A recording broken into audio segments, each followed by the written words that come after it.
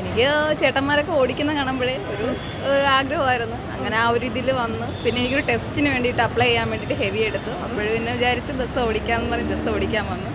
ഇപ്പം പിന്നെ അതെനിക്കൊരു പേര് ആ ഒരു പാഷൻ്റെ പേരിൽ ഇപ്പം വരുന്നു. അത്രയും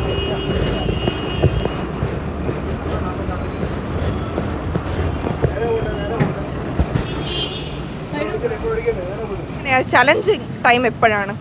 ഒരു രാവിലത്തെ 9:30 ആക്ക് അത് കുറച്ചിത്തിരി ഒന്ന് ടാസ്ക്കാണ്. അത്രയേ ഉള്ളൂ. യാത്രക്കാരൊക്കെ കാണുമ്പോൾ എന്താണ് പറയുന്നത്? അവർക്കൊക്കെ ഹാപ്പിയാണ്.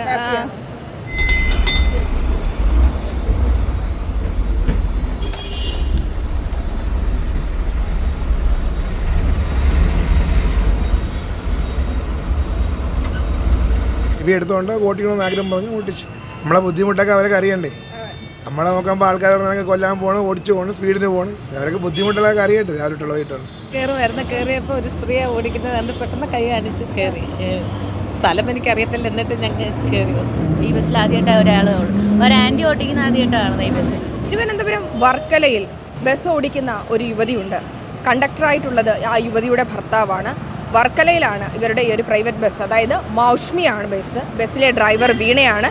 വീണയെ വളയം പിടിക്കുമ്പോൾ ആ ബസ്സിന് മണിയടിക്കുന്നതാകട്ടെ ഭർത്താവായ ലിജുവാണ്.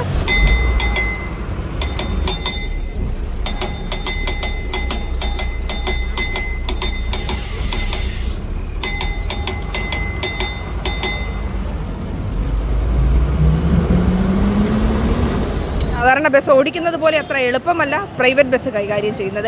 എങ്ങനെയാണ് ഇവരുടെ ഈ ഒരു ബസ്സിലെ ജീവിതവും ഒപ്പം ദാമ്പത്യ ജീവിതവും എങ്ങനെയാണ് മുന്നേറുന്നതെന്ന് അവരോട് തന്നെ ചോദിച്ചറിയാം. ഒരു 5 മാസം. എങ്ങനെയുണ്ട് ഈ ഒരു ഡ്രൈവിംഗ്? കൊള്ളാം, അടിപൊളിയാണ്. അപ്പം ദാമ്പത്യ ജീവിതം ഇപ്പം നമ്മൾ സാധാരണ ഭർത്താവ് ജോലിക്ക് പോകുന്നു, അല്ലെങ്കിൽ ഭാര്യ വീട്ടിലെത്തുമ്പോഴാണ് വിശേഷങ്ങൾ പറയുന്നത്. ഇപ്പം 24 മണിക്കൂർ നിങ്ങൾ ഒരുമിച്ചുണ്ട്. അപ്പം നിങ്ങളുടെ ഒരു ലൈഫിൽ ഏറ്റവും ഇമ്പോർട്ടൻ്റ് ആണ് ഈ ഒരു ബസ്. എന്ത് പറയുന്നു ചേട്ടാ? എന്ത് പറയാൻ, അവള് ലൈസൻസ് എടുത്ത് പിന്നെ ബസ് ഓടിക്കണമെന്ന് പറഞ്ഞുകൊണ്ട് ആഗ്രഹത്തിൽ ബസ് ഓടിക്കാൻ വേണ്ടി എടുത്തതല്ല, അവൾ ടെസ്റ്റിന് വേണ്ടി ചെയ്തതാണ്. അപ്പോൾ ഹെവി എടുത്തുകൊണ്ട് ഓടിക്കണമെന്ന് ആഗ്രഹം പറഞ്ഞ് ഓടിച്ച്. എല്ലാവരും ഈ മേഖലയിൽ വരണം, അത്രയേ ഉള്ളൂ നമുക്ക് പറയാൻ. എല്ലാവരെ കൊണ്ടും പറ്റും, അത്രയേ ഉള്ളൂ.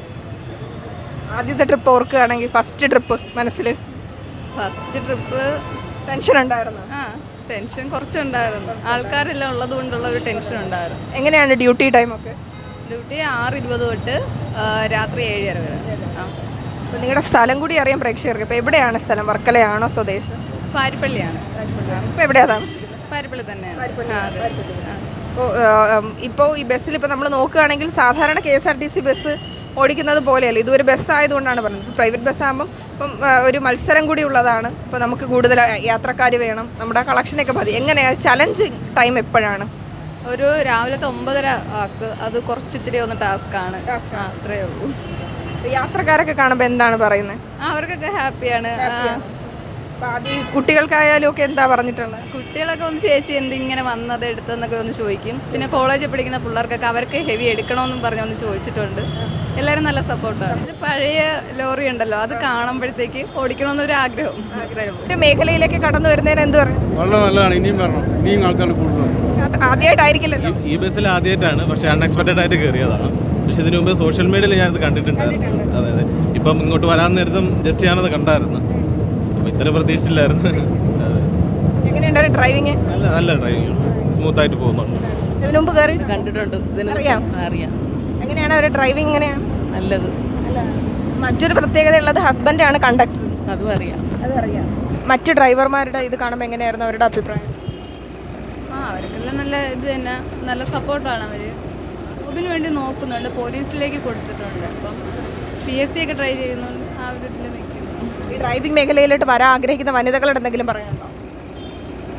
എല്ലാവരെ കൊണ്ടും പറ്റും, എന്നെ കൊണ്ട് പറ്റുമെങ്കിൽ എല്ലാവരെ കൊണ്ടും. ഇണയും ലിജുവും അവരുടെ യാത്ര തുടരുകയാണ്. തൽക്കാലം ഞങ്ങളുടെ യാത്ര ഇവിടെ അവസാനിക്കുന്നു.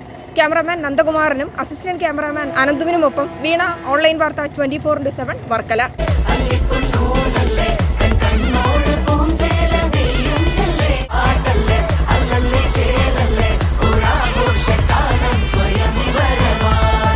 അപ്പോൾ എങ്ങനെയാ, ഇനി ആഘോഷിക്കല്ലേ? സ്വയംവര സിൽക്സ് മറ്റനേകം കോഴ്സുകളിലും ജോയിൻ ചെയ്യാൻ അവസരം. Qualification 10+2 any degree. Exatech learning hub. Connect with us. താലം building opposite KSRTC bus stand, Venjaramoodu, Kerala. 9747336655 7012866632. Exatech learning ഹബിൽ ജോയിൻ ചെയ്യൂ, കരിയർ അപ്ഡേറ്റ് ചെയ്യൂ.